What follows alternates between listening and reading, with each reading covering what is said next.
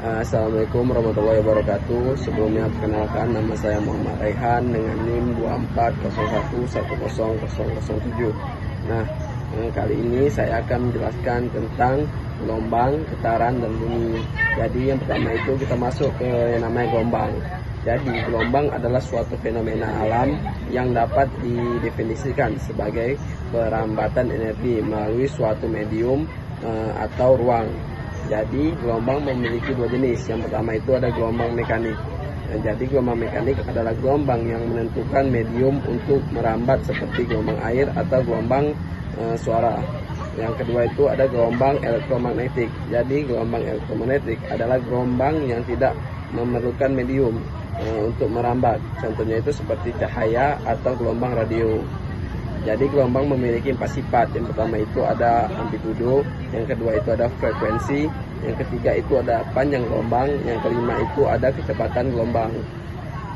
Gelombang juga memiliki beberapa konsep. Yang pertama itu ada superposisi. Jadi superposisi adalah fenomena ketika dua atau lebih gelombang bertabrakan dan menghasilkan gelombang baru. Selanjutnya itu ada interferensi atau fenomena ketika dua atau lebih gelombang bertabrakan dan menghasilkan pola interferensi. Yang ketiga itu ada difraksi atau fenomena ketika gelombang melewati celah atau penghalang. Nah, selanjutnya itu saya akan menjelaskan tentang yang namanya getaran.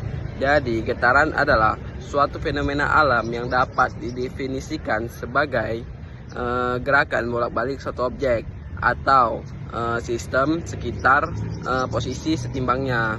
Getaran juga memiliki beberapa jenis. Yang pertama itu adalah getaran harmonik. Apa sih itu getaran harmonik?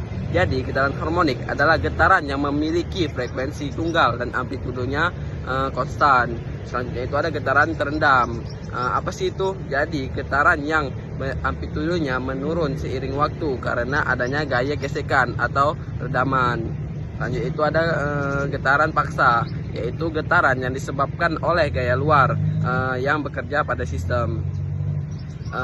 Getaran juga memiliki beberapa sifat. Yang pertama itu frekuensi, yang kedua itu ada amplitudo, yang ketiga itu ada periode, yang keempat itu ada fase. Selanjutnya itu kita masuk ke konsep getaran. Jadi yang pertama itu ada resonansi atau fenomena ketika sistem getaran memiliki frekuensi yang sama dengan frekuensi gaya luar.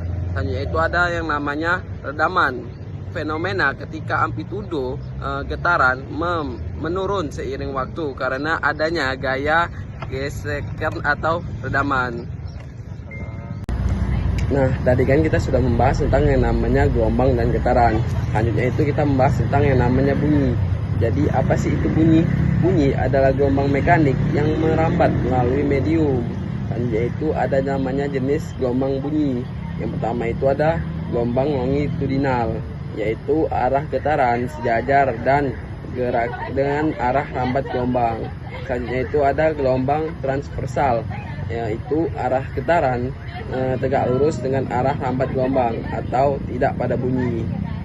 Bunyi dapat merambat melalui udara, air, zat, dan zat padat. Nah, tadi kan kita sudah membahas tentang namanya gelombang, getaran, dan bunyi. Selanjutnya itu kita akan membahas tentang hubungan antara ketiga. Nah, tadi kan kita sudah membahas tentang yang namanya gelombang, getaran, dan bunyi. Selanjutnya itu kita membahas nih hubungan antara gelombang, getaran, dan bunyi. Jadi, bunyi adalah jenis gelombang yang dihasilkan oleh getaran. Getaran, sumber bunyi menyebabkan gangguan pada media yang kemudian merambat dalam bentuk gelombang bunyi. Gelombang bunyi kemudian dapat dideteksi oleh telinga manusia dan diinterpretasikan sebagai bunyi. Contohnya itu ketika kita memukul drum, getaran kulit drum menghasilkan gelombang bunyi yang merambat ke dalam.